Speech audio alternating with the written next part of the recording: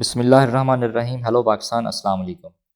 दोस्तों, आईएसआई और पाकिस्तान आर्मी का इंडिया में इतना खौफ है और आईएसआई के नाम से वो इतना बदहवास हो जाते हैं कि एक कबूतर को भी पाकिस्तानी जासूस समझने लगते हैं और टिड्डी दल को इंडिया के ख़िलाफ़ पाकिस्तान की साजिश कहते हैं।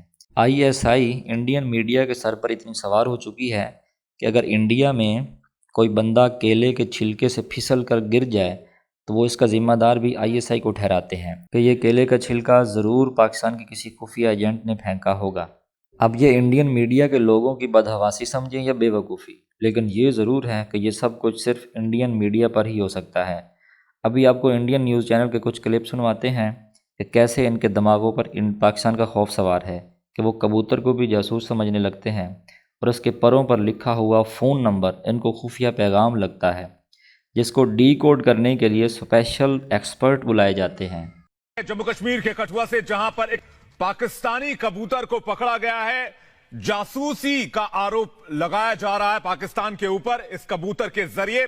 यह बड़ी खबर आ रही है, पाकिस्तान से संदिग्ध जासूस कबूतर को जम्मू कश्मीर के कठुआ में पकड़ा गया है और पिंजरे में बंद कर दिया गया है।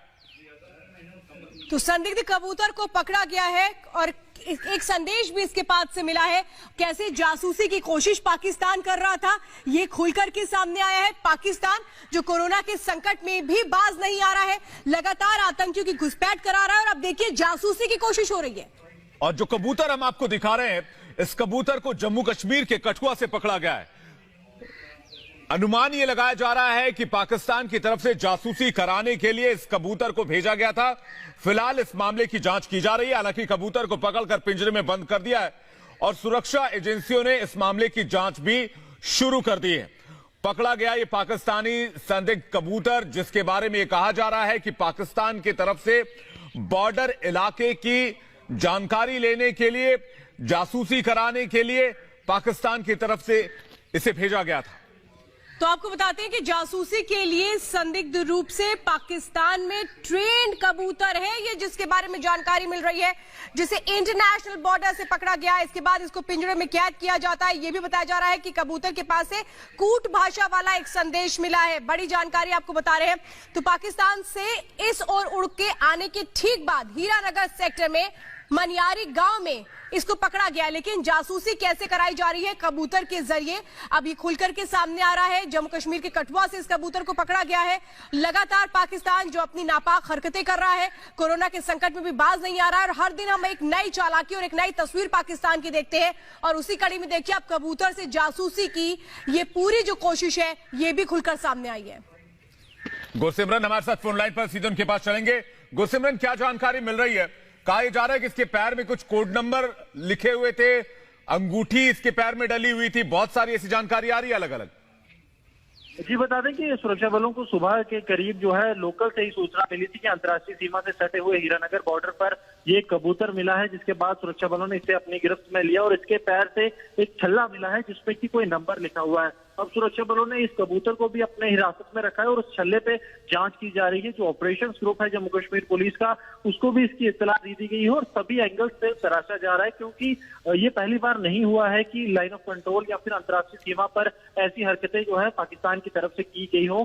पहले भी कई कबूतर जिनमें कि पाकिस्तान के झंडे या नंबर लिखे हुए थे वो आते थे और अब भी ऐसा ही हुआ है। इसलिए सुरक्षा एजेंसियां किसी भी तरह के इसे हल्के में नहीं लेना चाहती है और हर एक तरह से जांच की जा रही है कि क्या इसका इस्तेमाल किसी तरह की जासूसी के लिए किया जा रहा था या किस लिए। जी बिल्कुल गुरसिमरन, ये माने कि दरअसल एक और तरीका निकाला है पाकिस्तान ने, पाकिस्तान में बैठे आतंक के आकाओं ने, कि कैसे कश्मीर में वो आतंकी जिनकी घुसपैठ कराई गई है कबूतर के जरिए संदेश भेजा जाए। यानी कोई एक बड़ी साजिश की कोशिश चल रही है। इसको देखते हुए तो यही लगता है।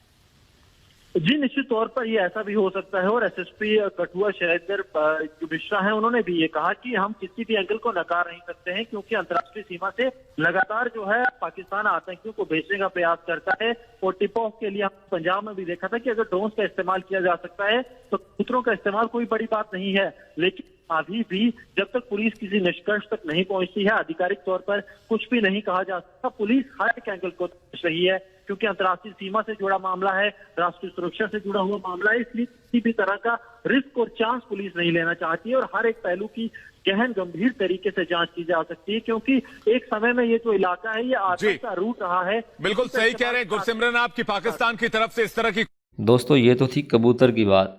अब आपको सुनवाते हैं कि वो रिपोर्टिंग जिसके मुताबिक इंडिया में आने वाली टिड्डियों के लश्कर पाकिस्तान ने किसी खास साजिश के तहत भेजे हैं।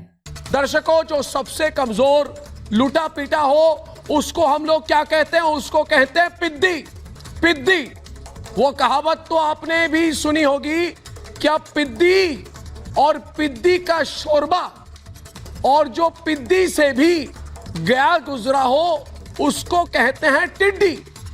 वही छोटा सा टिड्डी अब पूरे पाकिस्तान की सबसे बड़ी मुसीबत बन गया है। जो पाकिस्तान कहता है कि हम भारत से जंग लड़ेंगे, वो टिड्डियों के हमले से ही हार गया है। पाकिस्तान में टिड्डियों के हमले से आपातकाल लगा हुआ है। हालत तो यह है कि वहां के मंत्री कह रहे हैं कि अनाज तो हमारे पास ही नहीं, टमाटर प्याज इतने महंगे कि हम पाकिस्तानी खरीद नहीं सकते। तो एक और काम करो पाकिस्तानियों, मेरी बात सुनो। अरे पाकिस्तानी, तुम टिड्डी की बिरयानी बनाकर खाओ। तुम्हारा बिका हुआ देश पाकिस्तान के पास आतंकी भी नहीं बचे, सबको तो हमने सूली पर चढ़ा दिया। तो पाकिस्तान अब टिड्डियों को आतंकी बनाकर भारत भेज रहा है। आधे पाकिस्तान पर टिड्डियों का कब्जा हो गया और कश्मीर की तरफ आंख उठाने वाला पाकिस्तान कराची की टिड्डियों से भी नहीं बचा पा रहा है।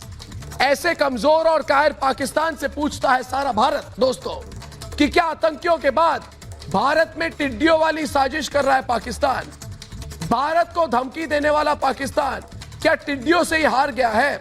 क्या हिंदुस्तान के हमले से बचने के लिए टिड्डियों वाला रोना रो रहा है पाकिस्तान? और क्या पाकिस्तान से लड़ने के लिए फौज नहीं टिड्डियों के सहारे है पाकिस्तान? ये सवाल सिर्फ मैं नहीं, आज पूछता है सारा भारत। टीवी स्क्रीन पर जो दिख रहे हैं वो छोटे से कीड़े टिड्डी हैं, लेकिन ये पाकिस्तान के लिए परमाणु बम के बराबर हैं। पाकिस्तान के 38% हिस्से पर इस वक्त टिड्डियों का कब्जा है।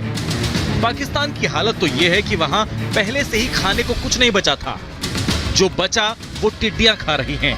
आपको याद होगा पिछले साल के अगस्त महीने में पाकिस्तान पर मक्खियों ने कब्जा कर लिया था और अब पाकिस्तान टिड्डियों से तबाह हो रहा है। लेकिन पाकिस्तान यहाँ भी साजिश कर रहा है। जिस टिड्डियों के तांडव से वो खुद नहीं बच पा रहा, उन्हें भारत भेज रहा है।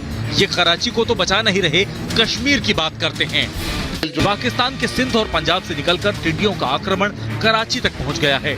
इस्लामाबाद में बैठे इमरान खान को इन दिनों सपने में भी टिड्डियां दिखाई दे रही हैं। जो पाकिस्तान कहता है कि भारत पर परमाणु हमला करेगा, वो टिड्डियों के हमले से ही बेदम हो गया।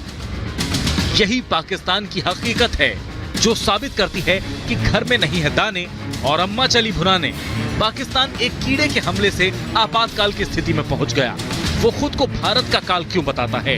ऐसे में सवाल ये, जो पाकिस्तान एक टिड्डी के सामने फिसड्डी हो गया, वो भारत के शूरवीरों से क्या मुकाबला करेगा? सुना आपने, मतलब इंडियन मीडिया के मुताबिक टिड्डियों को पाकिस्तान ने ट्रेनिंग देकर भेजा है कि इंडिया को तबाह बर्बाद कर दो। ये तो कुछ भी नहीं, इंडियन मीडिया भारत में आने वाली गर्म हवा को जिम्मेदारी पाकिस्तान को समझता है। ये सुने जरा। और देखिए, देश में जो ये गर्मी का अटैक हुआ है उसका जिम्मेदार पाकिस्तान है। कैसे हुआ ये, अब आप ये देखिए। विशेषज्ञों की माने तो पड़ोसी देश पाकिस्तान की ओर से आने वाली पश्चिमी गर्म हवाओं की वजह से भी देश में गर्मी बढ़ रही है। ये गर्म हवाएं सिंध की तरफ से आ रही हैं। जाहिर है पाकिस्तान के सिंध में भारत से ज्यादा गर्मी पड़ रही है, जिसकी वजह से पाकिस्तान से सटे पश्चिमी राजस्थान और सिंध इलाके में गर्मी विकराल हो गई है और इसका असर पूरे उत्तर भारत में पड़ रहा है।